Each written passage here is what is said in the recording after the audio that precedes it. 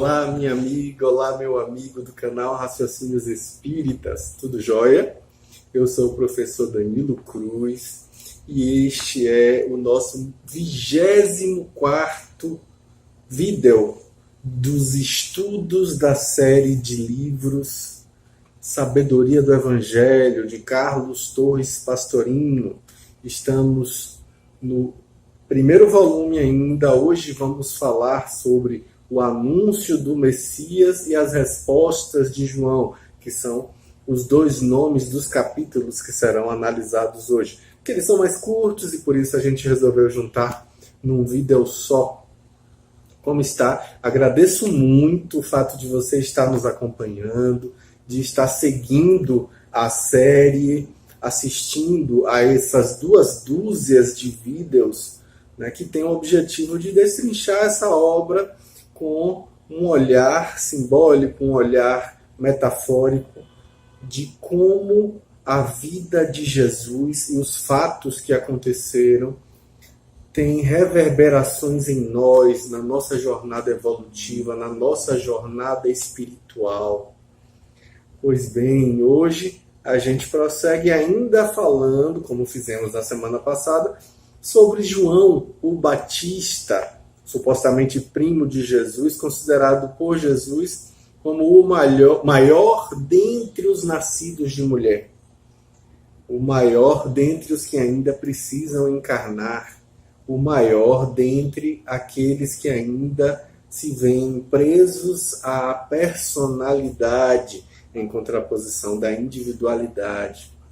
Então vamos ver o que Pastorino tem para nos trazer de bênção aí para a nossa reflexão.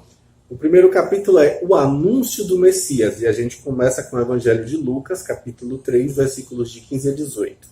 Ele diz assim: estando o povo na expectativa e discorrendo todos em seus corações a respeito de João, se porventura não seria ele o Cristo, disse João a todos, abre aspas, eu na verdade vos mergulho em água, mas vem aquele que é mais poderoso que eu, e não sou digno de desatar-lhe as correias das sandálias. Ele vos mergulhará no Espírito Santo e no fogo. A sua pá ele a tem na sua mão para limpar sua eira e recolher o trigo no seu celeiro, mas queimará a palha em fogo inextinguível. Fecha aspas. Assim, pois, continua Lucas, com muitas outras exortações, anunciava a boa nova ao povo. Lá em Mateus a gente vai ver outra versão, no capítulo 3, versículos de 11 a 12, ele diz assim, abrindo aspas, eu, na verdade, vos mergulho em água para a reforma mental, mas aquele que há de vir depois de mim é mais poderoso do que eu, e eu não sou digno de levar-lhe as sandálias. Ele vos mergulhará no Espírito Santo e no fogo. A sua pá ele a tem na sua mão e limpará bem a sua eira e recolherá seu trigo no celeiro, mas queimará a palha em fogo inextinguível. Fecha aspas. Marcos vai dizer no capítulo 1, versículos de 7 a 8, que e ele pregava, abre aspas, depois de mim vem aquele que é mais poderoso que eu, diante do qual não sou digno de abaixar-me para desatar-lhe a correia das sandálias. Eu vos mergulhei na água, mas ele vos mergulhará no Espírito Santo. Fecha aspas. Interessante, né? Os 3 evangelhos trazendo dessa maneira. Como diz Pastorino, Lucas esclarece a razão das explicações dadas por João.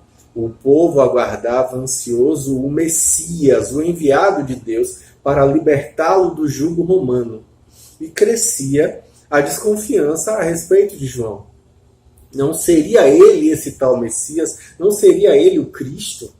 Então o precursor explica singelamente que a sua tarefa é apenas preceder o Messias, preparar o caminho para o Messias, mergulhar na água, simbolizando aí a purificação, para que depois venha a reforma mental, ou seja, a transformação verdadeira, a metanoia. Nada mais. O que virá depois, o outro, esse sim é mais forte, mais poderoso do que João, e os mergulhará no Espírito Santo e no fogo. Claramente, elucida João que ele, na verdade, fala para a personalidade e que outro mais elevado falará para a individualidade. Olha que interessante, né? E aí, Pastorino diz que ele dá suas características, ele se satisfaz com a mudança do pensamento, com a reforma mental. É preciso lembrar que 70 anos antes, Cícero exclamava para Cantilina: Mutajan mentem, muda logo essa mente, essa mentalidade.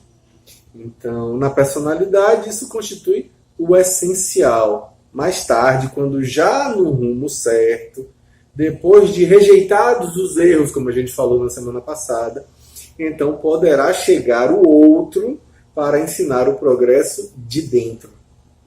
Só depois de arrasada a velha casa pelos demolidores é que nós poderemos fazer com que venha o construtor para erguer um novo prédio.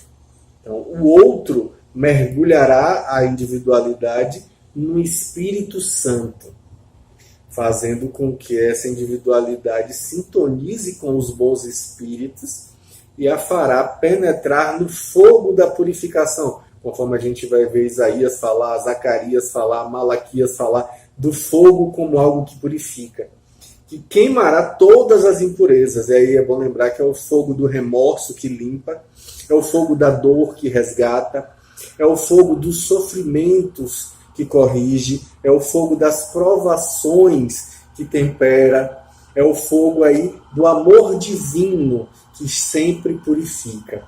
Tão grande é esse outro, no caso Jesus, que João se confessa indigno de desatar-lhe as correias das sandálias.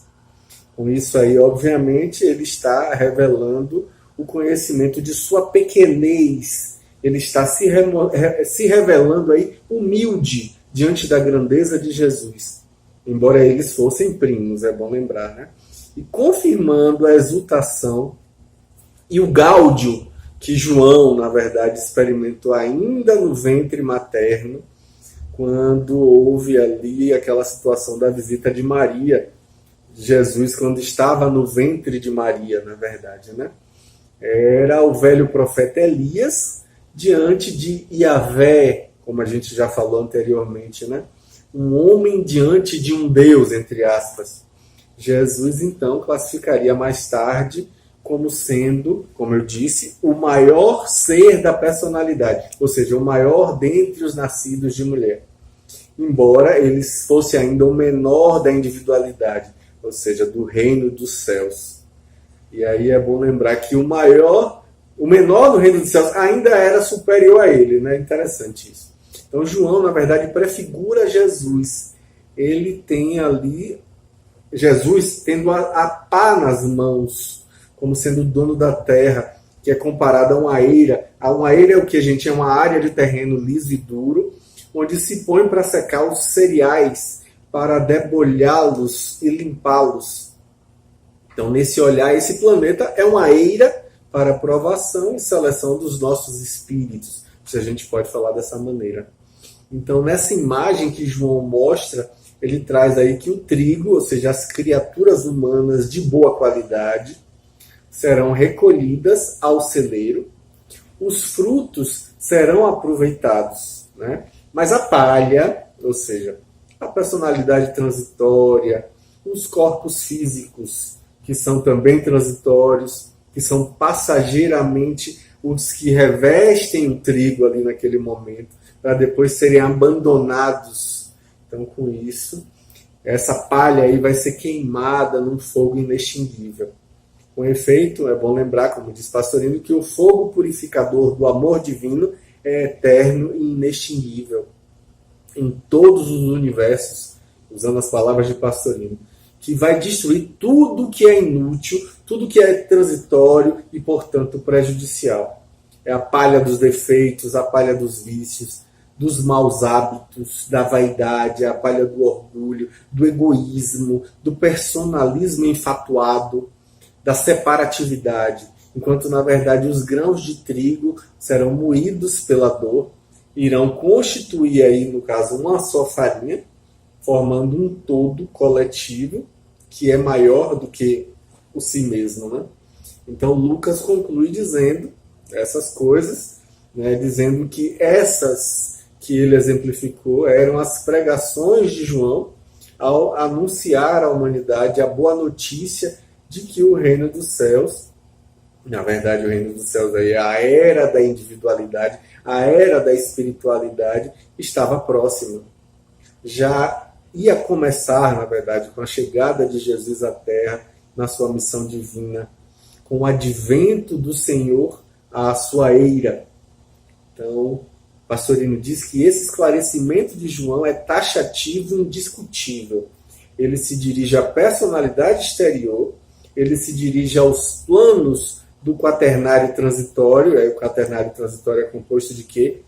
Corpo físico, o corpo etérico, o corpo astral e o intelecto. E aí, com isso, ele pede nova direção para que este último, né, consiga, na verdade, mergulhar na água, o corpo físico, para que dele renasça uma nova criatura. Mas o outro, o Messias real, Jesus, agiria na individualidade eterna, no trio superior, como a gente já falou anteriormente, né? Que ele mergulharia no Espírito santificado e no fogo do Eu Supremo, colocando-o em contato com o Cristo interno, com o Deus que reside em cada um de nós, com a centelha divina. Então Jesus viria com a pá em sua mão, ao celeiro divino do Cristo, ele recolheria os maduros, ao passo que os imaturos seriam, na verdade, lançados ao fogo. Esse fogo inextinguível de novas encarnações, novas expiações, até que aí sim eles atingissem um pleno amadurecimento. Então a gente vê aí duas qualidades de fogo que são importantes, como diz Pastorino, embora sejam ambas aí o mesmo fogo, né? Se aquele que mergulha no fogo divino está preparado, né, ele fica inflamado pelo fogo do amor. Se não está preparado, ele é consumido de dores e purificado dos karmas. Ele vai aí queimar as impurezas. Olha a diferença entre as duas coisas aí. O mesmo se passa com o trigo, né? Enquanto a palha é devorada pelo fogo, transformando-se aí em cinzas, o grão moído é preparado, temperado, e aí vai novamente ao fogo para ser cozinhado pelo mesmo fogo, produzindo saboroso e nutritivo pão, que vai dourar as nossas mesas, usando a fala do Pastorino. Então o fogo é o mesmo. O efeito que é diferente, porque depende da diversidade dos materiais que neles são colocados. Em um, provoca destruição, e no outro, provoca a criação de novas virtudes, né, novas qualidades. Em um, consome as ilusões, que são inúteis, que são vãs, e no outro, ele vai salientar as qualidades. Em um, ele aniquila o mal que prejudica, que atrasa, e no outro, ele prepara o alimento que sustenta. O alimento que, bem aproveitado, vai ser assimilado ao Cristo, né? Como o pão, e o pão, quando ele é assimilado pelo corpo, né? A gente assimila. Então, esse pão vai constituir um só com Cristo, e assim como Cristo é um com Deus, ele vai ser um só com Deus, junto com Cristo. Ou seja, ele vai ser recolhido ao celeiro. Então João, como personalidade, sabe que por maior que ele seja, ele jamais poderá chegar aos pés da individualidade. Então a expressão desatar-lhe as correias das suas sandálias, na verdade, exprime muito bem a ideia que por mais alto que ele esteja pela cultura, pelo conhecimento teórico, ele nunca vai chegar ao limiar da individualidade sequer. Ele nunca vai realizar um encontro íntimo por meio do Cristo, porque está aquém das possibilidades dele. Aí Pastorino passa para o próximo capítulo, chamado Respostas de João, e é colocado lá no Evangelho de João, capítulo 1, versículos de 19 a 28. Este é o testemunho de João, quando os judeus lhe enviaram de Jerusalém sacerdotes e levitas para perguntarem-lhe, abre aspas, quem és tu? Fecha aspas. Ele confessou e não negou, e confessou, abre aspas, eu não sou o Cristo, fecha aspas. Perguntaram-lhe eles, abre aspas, quem és então? És tu Elias? Fecha aspas. Ele respondeu, abre aspas, não sou, fecha aspas. És tu o profeta? Entre aspas. Respondeu, não. Disseram-lhe, pois, abre aspas, quem és? Para que possamos dar resposta aos que nos enviaram. Que pensas de ti mesmo? Fecha aspas. Ele então replicou, abre aspas, eu sou a voz do que clama no deserto. Endireitai o caminho do Senhor. Fecha aspas, como disse o profeta Isaías. Ora, eles tinham sido enviados pelos fariseus. A gente falou deles na semana passada, né? Então, perguntaram-lhe também, abre aspas, por que então mergulhas se tu não és o Cristo, nem Elias, nem o profeta? Fecha aspas. Respondeu-lhes João, abre aspas, eu mergulho na água, no meio de vós está quem vós não conheceis, aquele que vem depois de mim, ao qual não sou digno de desatar a correia das sandálias. Fecha aspas.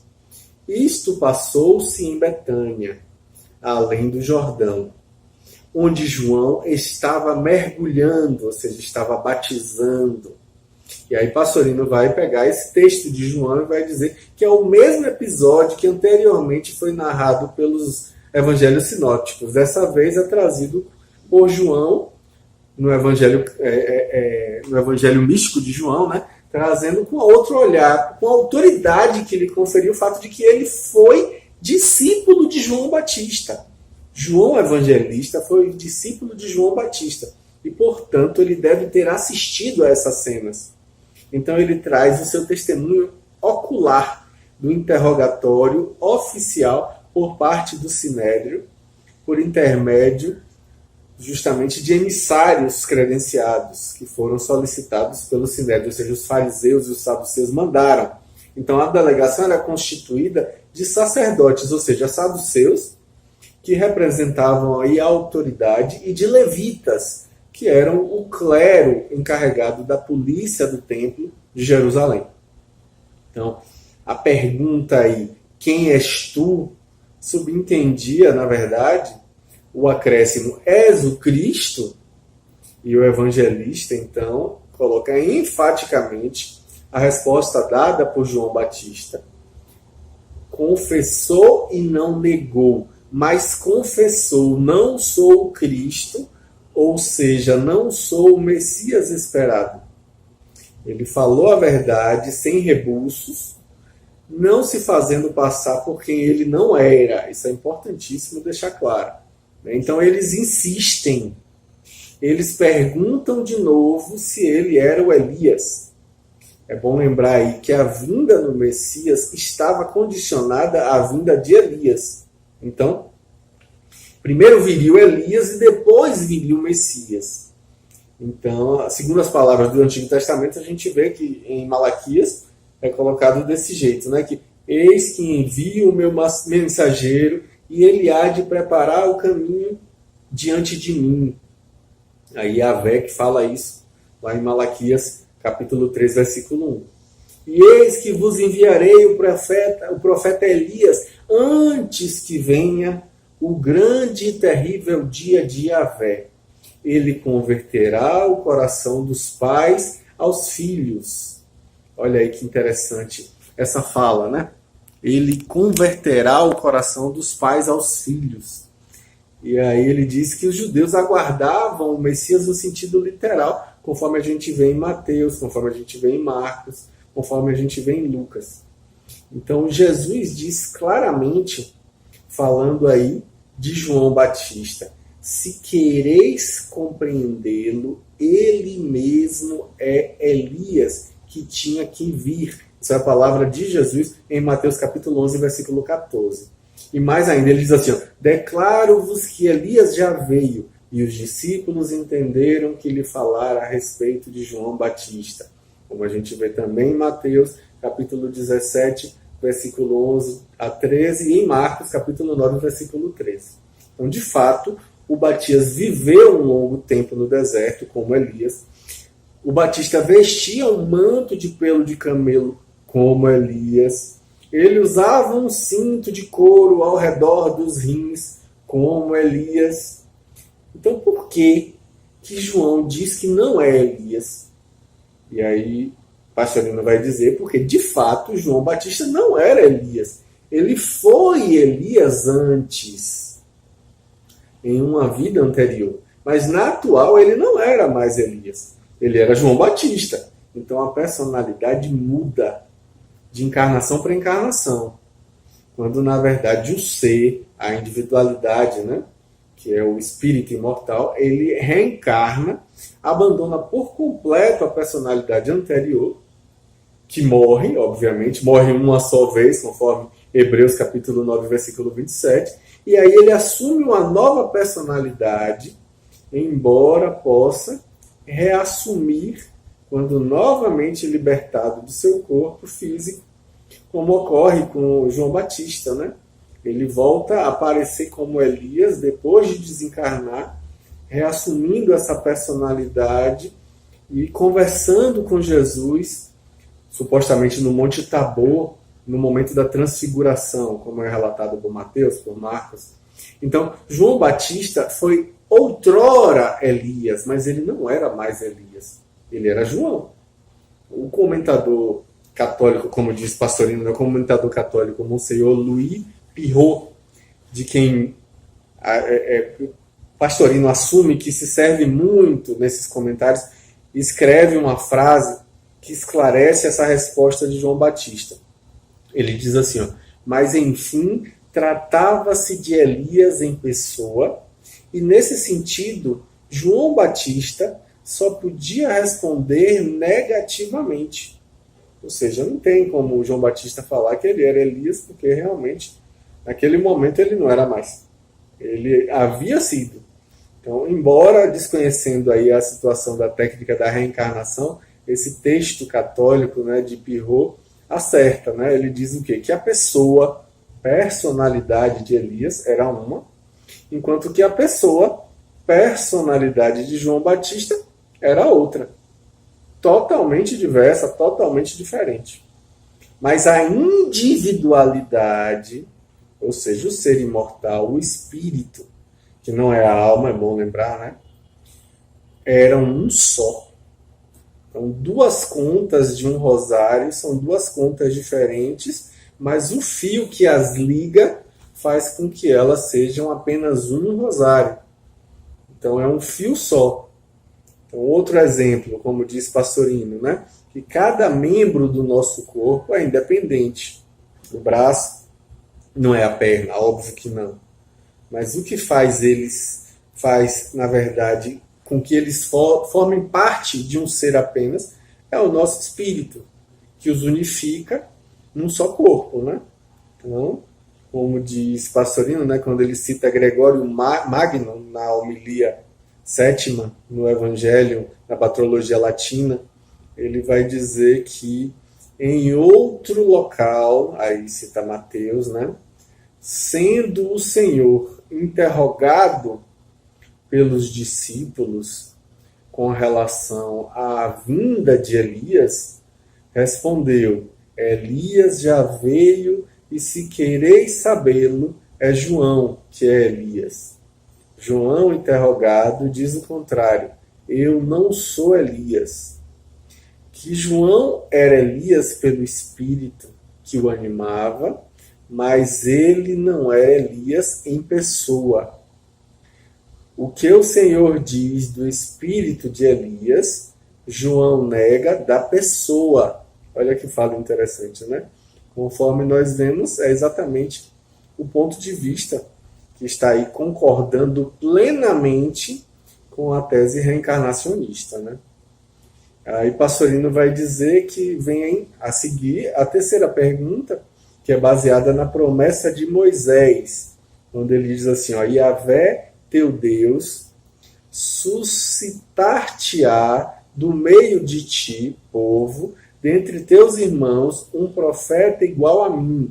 Escutai-o, conforme está lá escrito no Deuteronômio. Seria João esse profeta? Então essa profecia foi aplicada a Jesus por Pedro, lá nos Atos dos Apóstolos, no capítulo 3, versículo 22, por Estevão também, nos Atos dos Apóstolos, pelo povo judaico, em João, a gente vai ver muito isso. O Batista, mais uma vez, nega ser esse profeta predito por Moisés. A missão do Sinédrio era oficial. Tinha, pois, então, o direito de arguir João. E pergunta-lhe como desfecho, que dizes de ti mesmo? Olha que pergunta importante, né? Então, João retruca dizendo, citando Isaías, né? Ele diz assim, sou a voz do que clama no deserto, endireitai os caminhos do Senhor. Já estudamos, né, nesse trecho anteriormente, nos comentários aos evangelhos sinópticos, a gente falou disso na semana passada. A gente vê que, na verdade, é o próprio João que aplica a si mesmo, oficialmente, diante dessa máxima autoridade civil, que era posta pelo Sinédrio, civil e religiosa, do povo israelita. Então, a gente percebe, como diz Pastorino, que nesse ponto o evangelista diz que a delegação foi enviada pelos fariseus, que eram ciosos do cumprimento da lei, da tradição. Então, quando termina o interrogatório, eles tomam satisfações dos seus atos. Se não és o Cristo, nem Elias, nem o profeta, com que direito mergulhas tu? E aí a gente vê que a crença da reencarnação de Elias era aceita como indiscutível pelo povo judeu. O que prova aí, na verdade, a própria reencarnação em si também, né, como sendo uma coisa constatada. Apenas não conheciam ainda bem como funcionava, como era a técnica da coisa. Então João esclarece que apenas mergulha na água para excitar os sentidos à reforma mental, mas afirma solenemente que o Messias, sim, já está em Israel. E aí, nesse momento, o evangelista informa, né, esclarece que esses fatos ocorreram em Betânia, além do Jordão. Não é a Betânia de Marta e Maria. Não. Orígenes, que é um dos pais da igreja, né, que conhecia o terreno ali, quis corrigir os manuscritos para Betabara, que é um outro lugar, para conformar-se aí com a topografia da região.